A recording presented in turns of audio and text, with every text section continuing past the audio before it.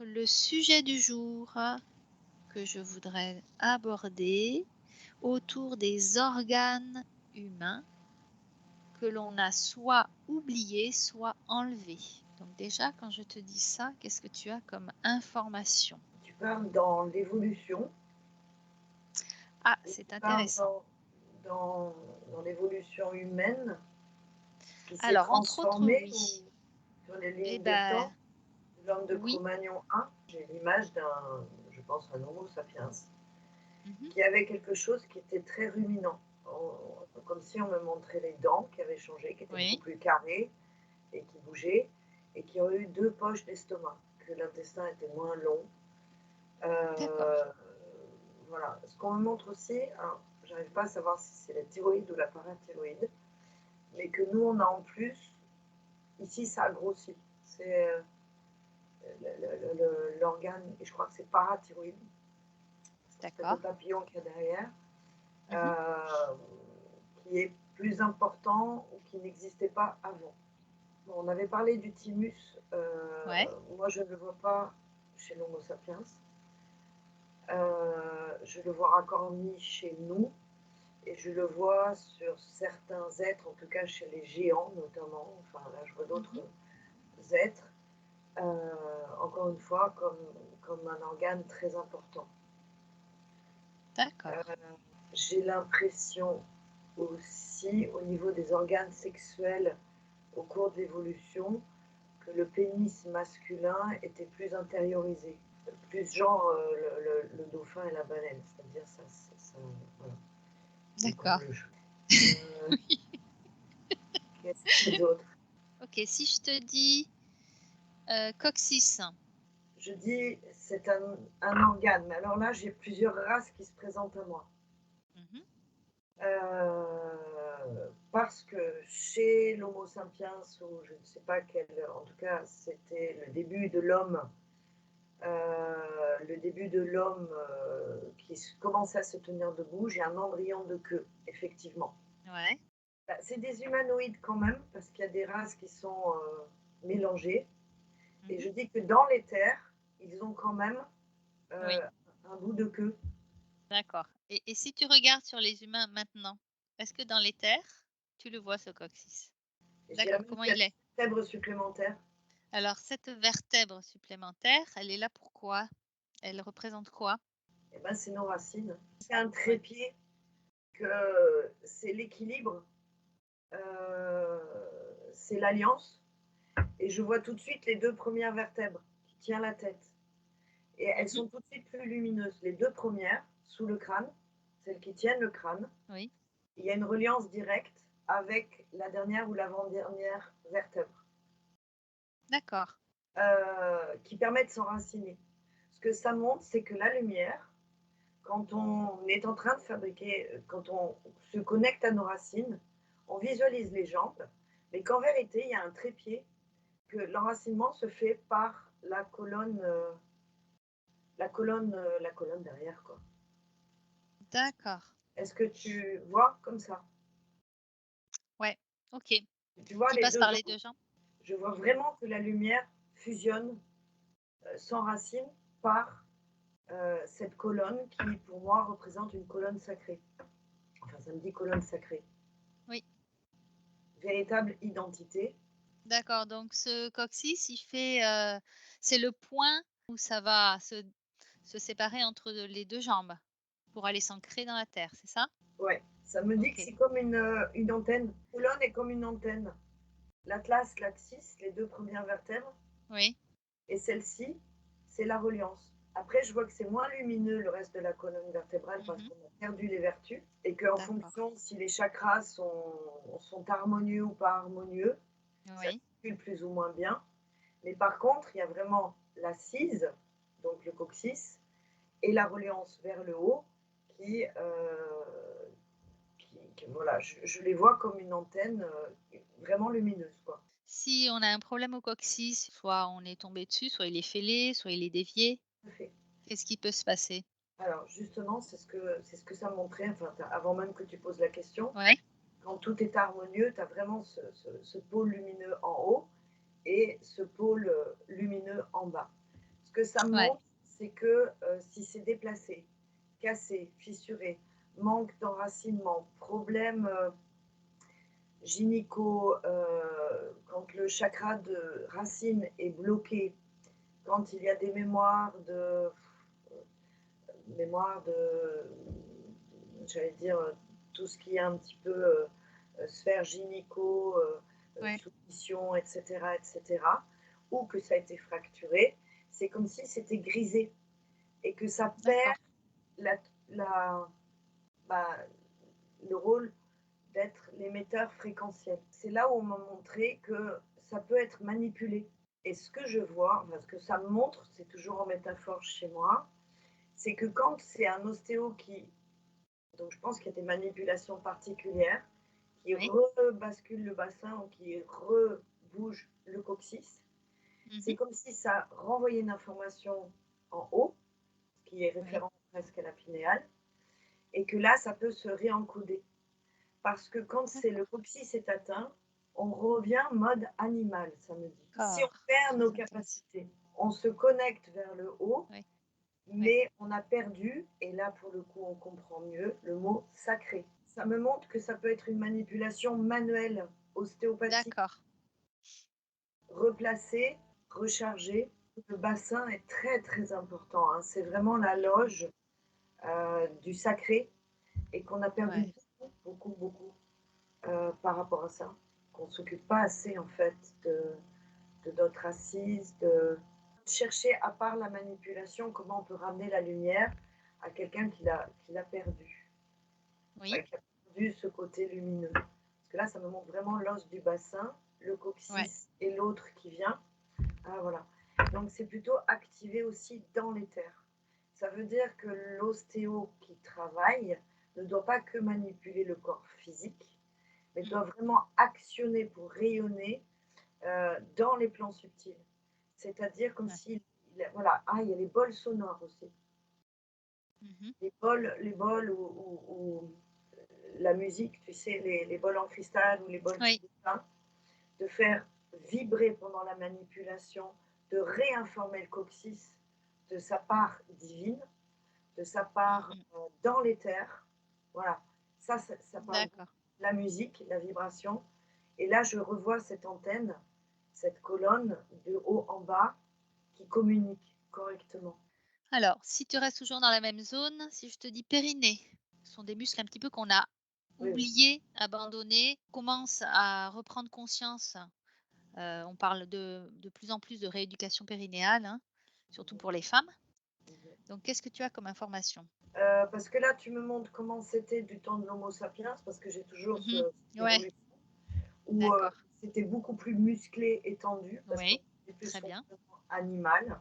Je vois tous les organes qui étaient beaucoup plus hauts, c'était pas Oui, abaissé, hein, oui, plus mode singe, tu vois, les abdos qui étaient très contenus, donc il n'y avait pas ouais, de problème.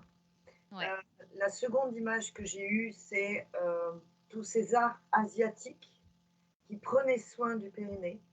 Ce que oui, ça m'a montré, c'est l'œuf de Yoni, c'est qu'il y a des sociétés ou des cultures qui s'occupent beaucoup plus de leur périnée oui, et qui de leurs organes gynécaux en général chez la femme. oui. Que là, ça me montre aujourd'hui, nous, société consommatrice, Occidental. Hmm. occidentale, malbouffe surtout, que tous les organes au-dessus, les ballonnements, les intestins, etc., font qu'il y a une densification et voilà, une importante masse graisseuse et que tout descend par le poids naturel et que nos organes génitaux ainsi que le périnée sont des organes sacrifiés, entre guillemets. Est-ce que dans l'évolution, cela a été voulu plus ou moins qu'on oublie ces muscles jusqu'à faire en sorte qu'ils soient complètement détendus, mous et qu'on n'en soit même pas conscience, hein, certaines personnes. Alors, la réponse tout de suite, c'était oui. D'accord.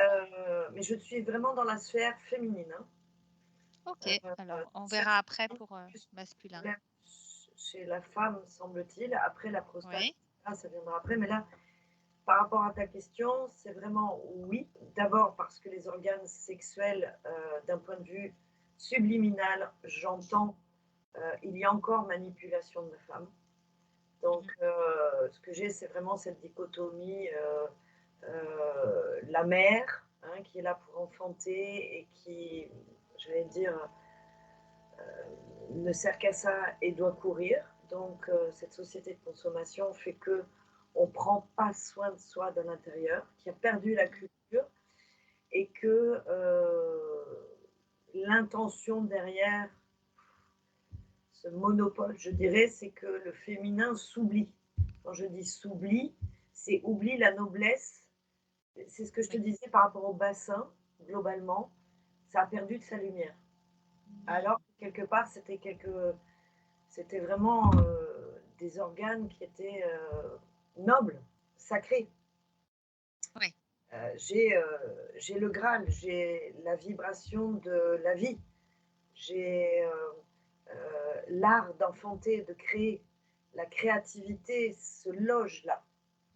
Ouais, exactement. Et là, j'ai du reptilien derrière, ou de l'intention en tout cas, de, de, de Mmh. D'empêcher tout ça, valoriser. d'empêcher, alors comment faire, physiquement pour, redonner la circulation dans ces muscles-là, retrouver leur lumière? Alors, à nouveau, j'ai eu les bols. Enfin, je veux dire, déjà, il faut une intention.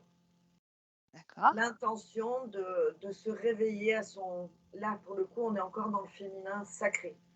Mmh. Dans la recherche de retrouver cette vibration fondamentale qui est l'identité.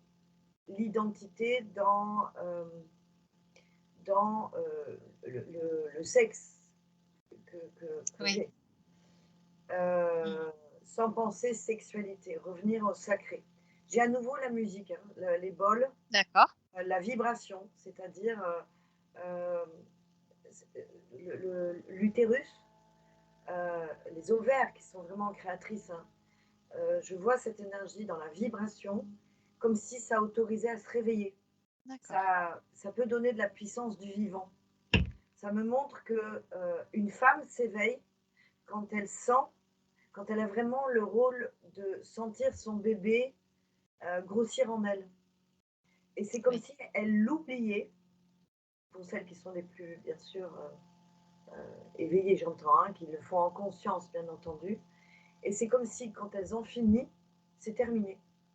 Beaucoup de femmes, quand elles D'accord. ont accouché, eh ben, il ne sert plus à rien. Mmh Je mh. vois également que les règles, tout ça, c'est parti aux oubliettes, alors que c'était quelque chose, justement, que la religion a détruit ou nettoyé ou ne voulait pas, Oui. puisque chaque cycle lunaire, une femme était capable de se nettoyer. Et là, ça me montre quelques rites amérindiens où on respecte encore. Et je vois que Mmh mh. souvent, celles qui parlent des lunes, des machins, des trucs, on les prend encore pour des barrés. Et Mmh. je vois quand même que les maghrébines, en tout cas beaucoup de sociétés maghrébines, les femmes se respectent. Ça veut dire une femme qui a ses règles. Il y a ce truc de on n'approche pas énergétiquement une femme qui se nettoie. D'accord. Donc c'est plutôt dans ce sens-là que de penser que c'est une femme qui est Voilà, sale. ils ont inversé le processus pour qu'on en Oui. soit dégoûté. D'accord. La pilule, le reste, etc., ne plus avoir ses règles, enfin, c'est exprès. Oui, c'est exprès Oui. pour qu'il n'y ait plus le rythme sacré Ouais. et la temporalité du cycle lunaire de création. C'est le Ouais. cycle naturel. C'est donc débrancher l'antenne, en fait, encore une fois, de cette reliance tertielle, mère-terre. euh, voilà. Et ça passe dans le féminin qui a été voilà, déjoué. Et là, je vois ces femmes qui courent, qui sont safe-made women, qui pensent à penser les couches, qui sont au téléphone et qui arrivent et qui ne prennent pas soin d'elles. Et je vois tout se met dans les intestins, l'estomac, etc. Et elles oublient le bas et les organes sexuels ne deviennent D'accord. que sexuels. Voilà. Ouais. D'accord. Qu'en est-il des exercices de rééducation périnéale que proposent les sages-femmes ou les kinés? Est-ce que ça a ce côté énergétique ou c'est Non. juste, non? Je vois que c'est très contraignant pour certaines personnes, c'est tabou. Je vois que l'intention de la plupart, elles y vont parce qu'elles ont peur des fuites urinaires, peur des dégâts ou peur de la menace de la descente d'organes.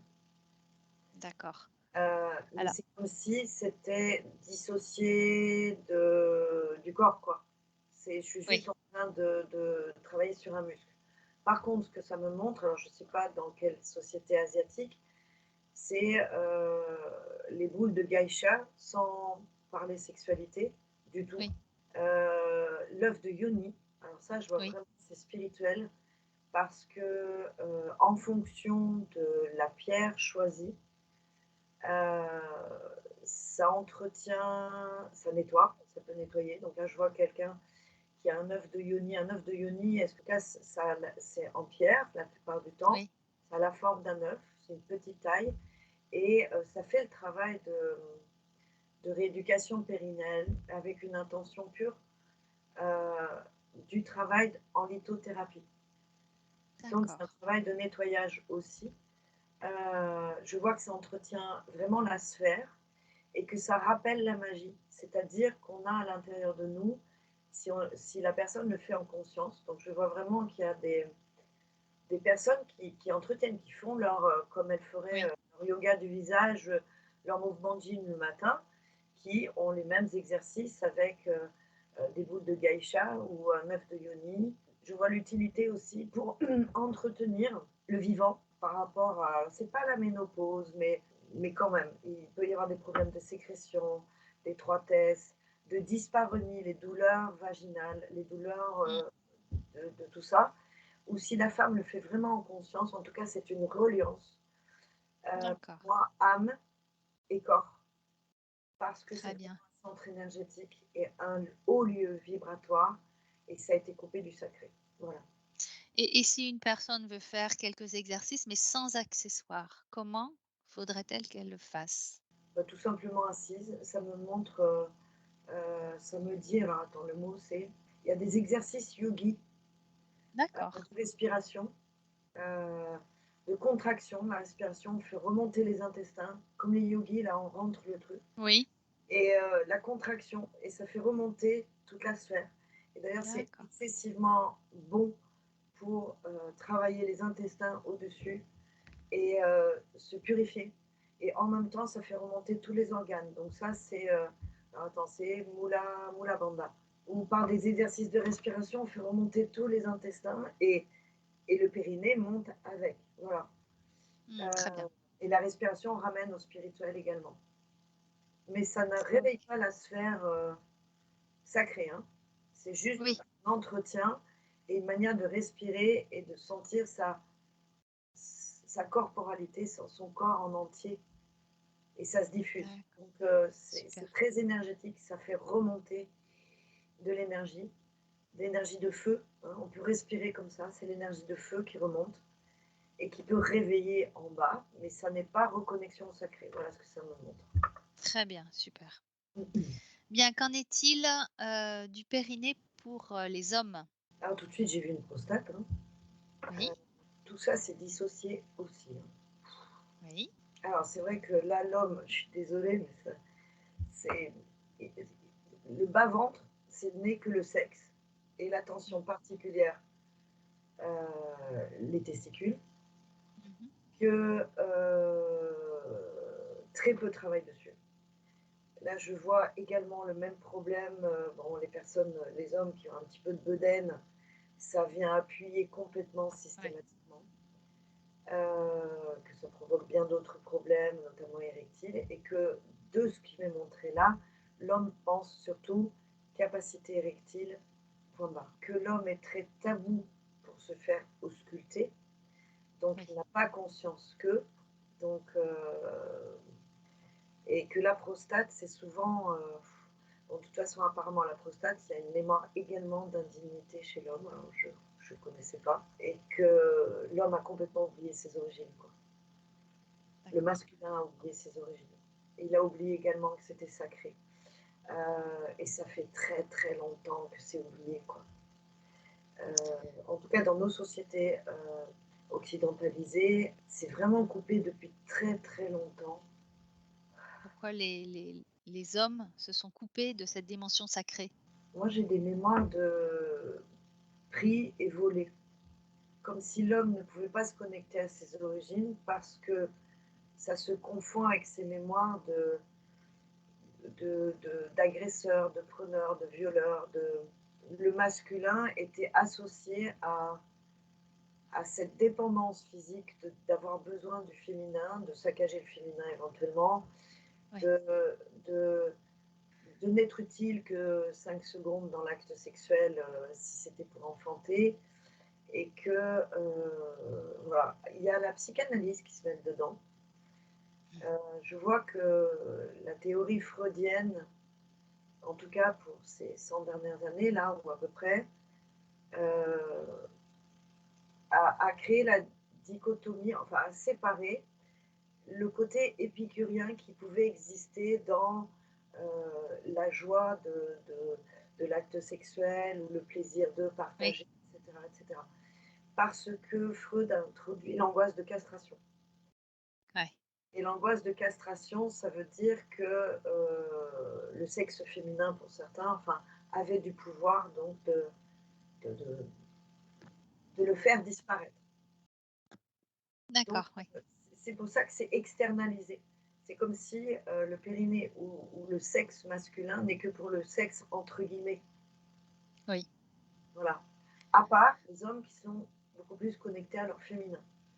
Quand je dis connectés à leur féminin, c'est-à-dire qui sont en harmonie avec leur pôle masculin et féminin, sans honte, et qui associent leur propre sexe à leur corps entier. À leur corps entier. mmh, Ça fait oui, partie de moi intégrante. Tout ce que j'ai décrit auparavant, c'est la plupart, et je dirais qu'il y a au moins 75% de masculins qui sont complètement dissociés, oui, de, qui sont que dans une forme mécanique. C'est mon sexe, il est en érection le matin, c'est ça qui compte. Attention, je vais avoir du diabète, faut pas parce que ça va me donner des problèmes érectiles. La prostate, je l'oublie bientôt, etc. Et il n'y a pas le culte du corps. C'est dissocié. Voilà, c'est ce que j'ai comme info. OK, très bien. Alors, on remonte un petit peu dans le corps humain et si je te dis appendice, à une époque où on opérait souvent de l'appendicite petit, qu'est-ce que tu as comme information? Alors déjà, il y a les samedis qu'il y en a qui n'en ont pas. D'accord. Que, Naturellement? Naturellement? ouais, naturellement, apparemment. D'accord. Que on dirait que c'est des restes qui n'ont pas disparu d'une d'une anse supplémentaire. De, enfin, je vois pas l'utilité de enfin, ça me montre pas d'utilité. D'accord. C'est comme si c'était resté un truc hybride à côté d'une ancienne. Alors si tu remontes dans le temps, est-ce que tu peux voir, si c'était relié à quelque chose d'utile? Je reviens à mon truc de ruminant, moi. Hein. Alors, je sais D'accord. pas si c'est l'appendice, mais je répète que ce que j'ai vu tout à l'heure, et je vois encore je sais pas si c'est le mot erectus, mais cette hominidée, ça me dit, Mmh. qui était vraiment herbivore et qui avait une anse supplémentaire de digestion. D'accord. Ça me redit ruminant, enfin, comme si c'était frugivore, ruminant. Alors comment ça a évolué justement cet intestin? Comment il a évolué pour que ça devienne, un appendice? Moi, j'ai l'impression que l'appendice, c'est un reliquat de quelque chose. D'accord. De quelque chose qui n'était plus utile ou qui était Oui, dysfonctionnant, qui ne servait plus. C'est comme si, je vois que, je ne sais pas si c'est l'intestin grêle, mais il est plus fin que ce gros intestin, oui. et qu'il y avait des poches dans cet intestin grêle, comme un autre estomac, D'accord, et oui. OK. qu'avant que ça arrive et puis avant, le côlon, il n'était pas aussi épais, j'ai pas l'impression, hein, Mmh. et que c'est un reliquat et puis ça permettait de digérer alors des choses plus fibrineuses. C'était un reliquat qui digérait peut-être du dur, des graines, Oui. euh, du plus dur, et qu'après, ça passait pour être pas émiettée, mais diffusée dans un gros intestin où la suite qui était D'accord. beaucoup plus court. Oui, Et cette poche-là ou ce truc-là n'étant plus utile ou il y avait une poche supplémentaire avant. d'accord. Vous voyez? C'était vraiment dans des cultures très frugivores, heu, D'accord. graines, je sais pas comment on dit, et herbivores. Et en fait, c'est ceux qui mangeaient la viande, ça a disparu avec, le carnet, on dirait. Est-ce que si tu regardes au niveau énergétique, aujourd'hui, cet appendice, il a quelque chose de particulier?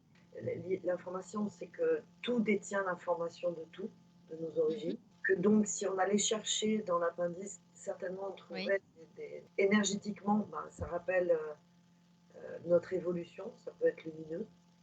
Mais autrement, je le vois comme un reliquat de quelque chose d'accord. qui a Très bien. existé, mais qui n'est. Voilà. Mais ça me dit juste que ça peut être facilement inflammatoire. Bien, alors tu vas remonter dans le corps humain et regarder la thyroïde. Qu'est-ce que tu as comme information sur l'évolution au niveau de l'être humain sur cette thyroïde? En tout cas, actuellement, ce que je vois, c'est que beaucoup de gens sont radioactifs. C'est un À moment, cause de si on mettait un compteur Gégère ici, ça ferait cric. d'accord, c'est dû à quoi ça? Ah bah, parce qu'il y a pas alors, c'est pas forcément Tchernobyl, mais j'ai aussi Fukushima. Dans l'air ambiant, il y a de plus en plus de radioactivité et que cette radioactivité, d'une manière ou d'une autre, est captée par la thyroïde. D'accord. Les personnes à qui on a enlevé la thyroïde, Mmh. comment ça se passe?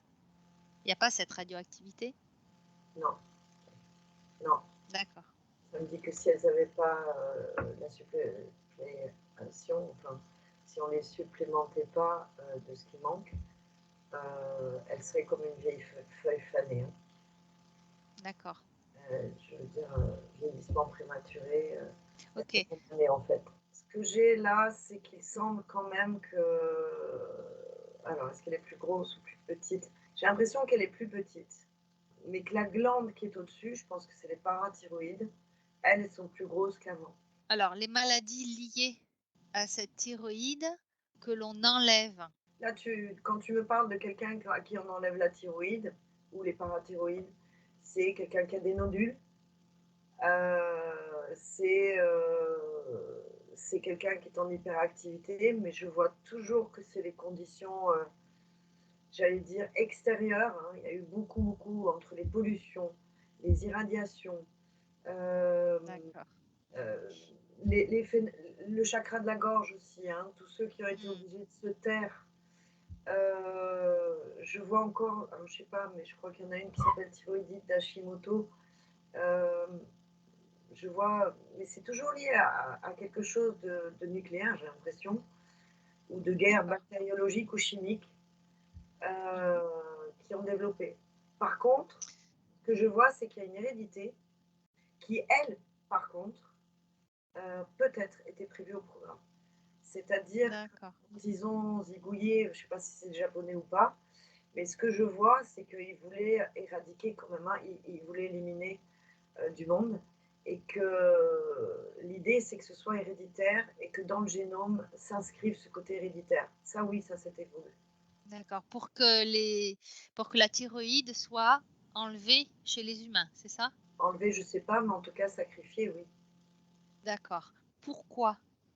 Est-ce qu'elle comporte quelque chose de particulier au niveau énergétique? La réponse directe, c'est origine. Moi, j'ai le verbe, là, que le verbe est créateur, que de couper, c'est couper un bout d'essence, en fait, du pouvoir créateur. Au niveau de D'accord, l'énergie, au niveau de l'énergie aussi, c'est ce qui maintient le métabolisme. Donc, de castrer la personne, de la rendre dépendante, ben, elle n'est pas suffisante à elle-même. Elle ne peut pas se reconnecter. Donc là, oui, j'ai d'accord. intention derrière. OK. C'est toutes ces maladies de notre société, Oui, en lien avec l'origine, nos origines, perdre nos origines. Et d'accord, d'informer inconsciemment, subconsciemment, qu'on a besoin d'être suppléé en permanence. C'est pas que pour oui. la thyroïde, hein, Mais c'est ce truc, ce discours en permanence Oui, du cerveau humain que vous avez besoin de compléments alimentaires, vous avez besoin d'eux, etc. C'est comme si c'est un biofeedback, un feedback qui empêche de reconnecter à notre autosuffisance ou notre permanence, à notre véritable identité. J'ai encore les Japonais là, hein, je ne sais pas ce qui s'est passé au Japon, mais euh, je pense que ils ont été irradiés ou autres. Et parce que c'est quand même ce que ça montre, c'est que c'était un peuple qui vivait longtemps, qui mangeait sain, qui vivait et que ouais, le mercure aussi, les métaux lourds. Alors c'est pas tant ça, mais c'est aussi ça. Vraiment, ça doit être un lieu important pour qu'on casse, j'allais dire, ces origines-là. Voilà. d'accord, ouais. Maintenant, tu vas regarder la glande pituitaire. Qu'est-ce que ça te donne comme information? Que la plupart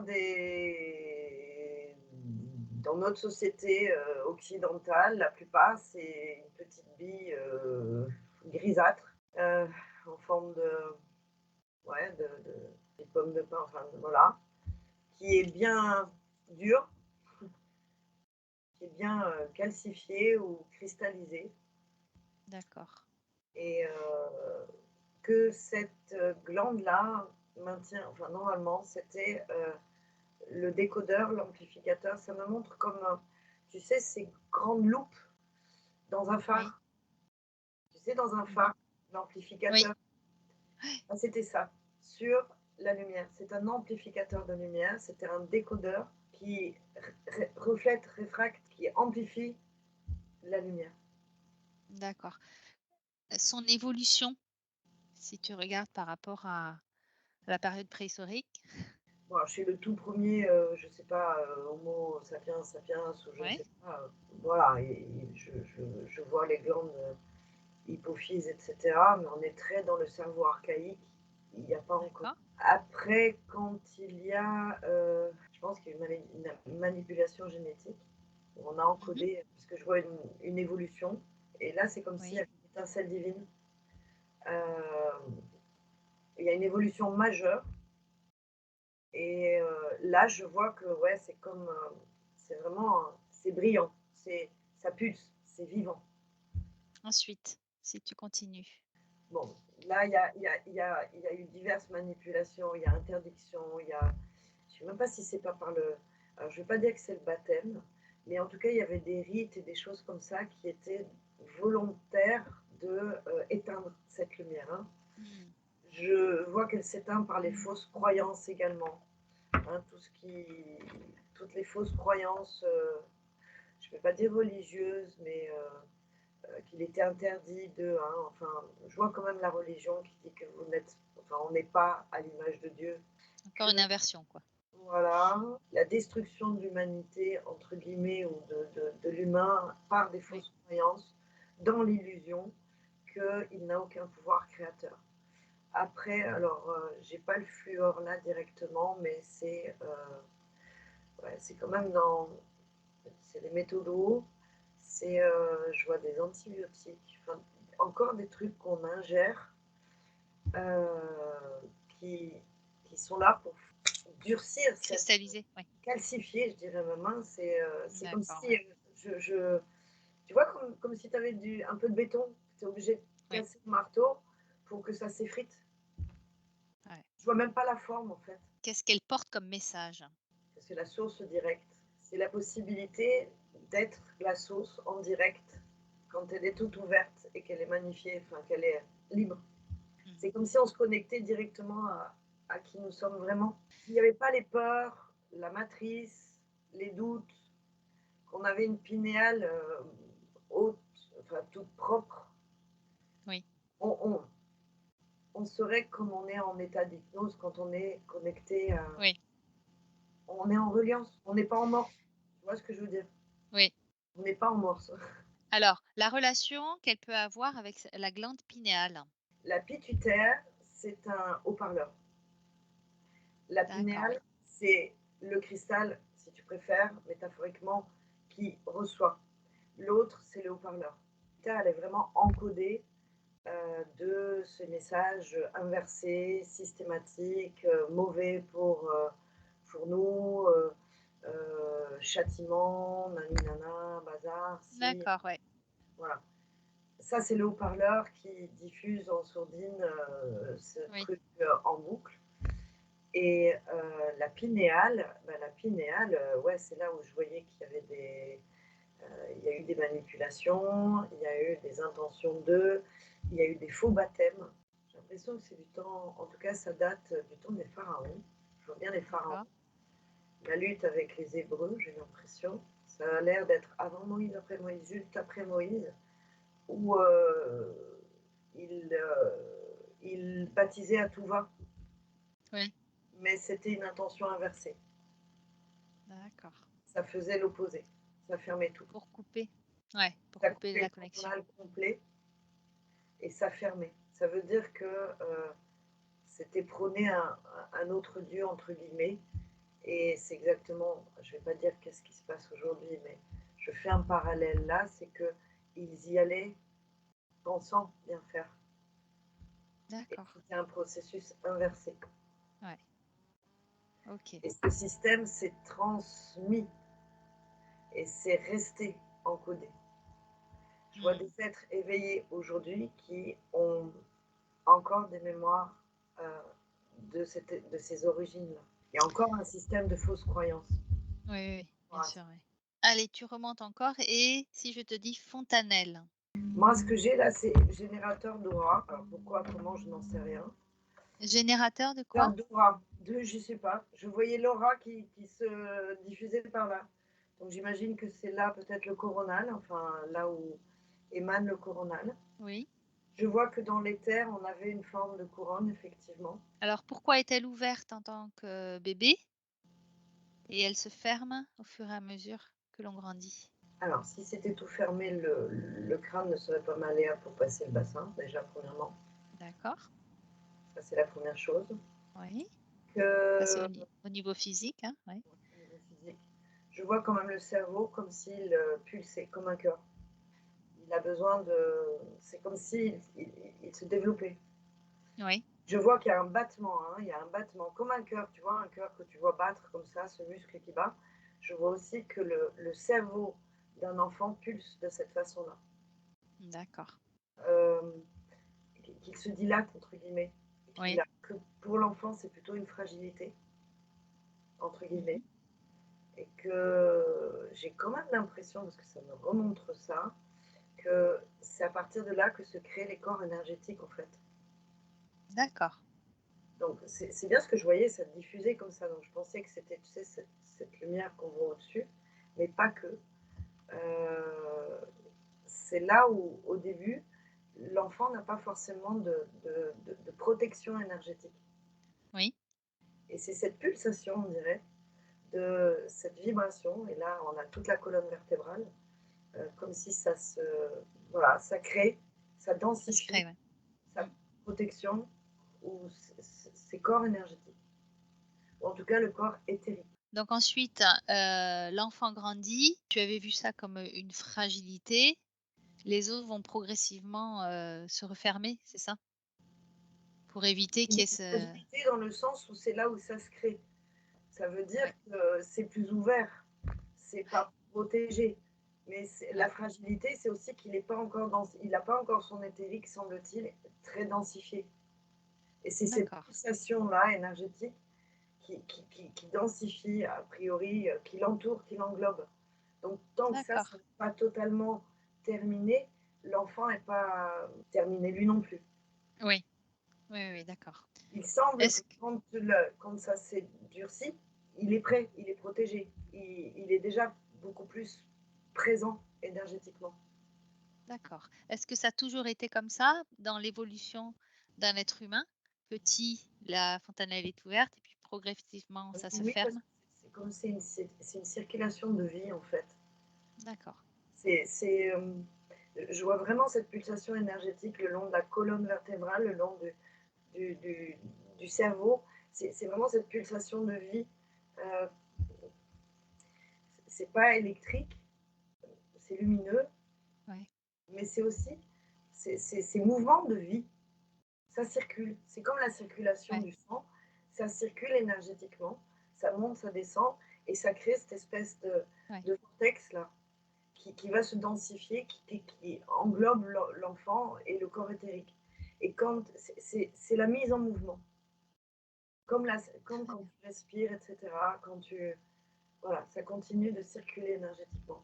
Et quand la fontanelle semble fermée, c'est il est dans sa sphère, il a Ouais, déjà sa densité, son aura, ses corps énergétiques. Et au début, il y a du mouvement pour créer ça. oui, Ça continue. d'accord, ouais. C'est comme s'il était toujours en train de pousser.